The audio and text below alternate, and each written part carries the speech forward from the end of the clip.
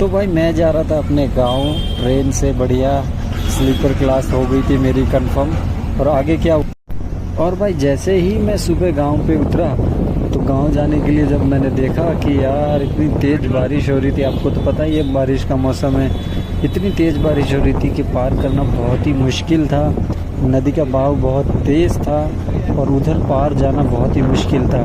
फिर भी मैंने सोचा यार अगर कोई और रास्ता हो, लेकिन वो भी नहीं था, सब पे नदियाँ थी। आगे क्या होगा देखने के लिए सब्सक्राइब करें।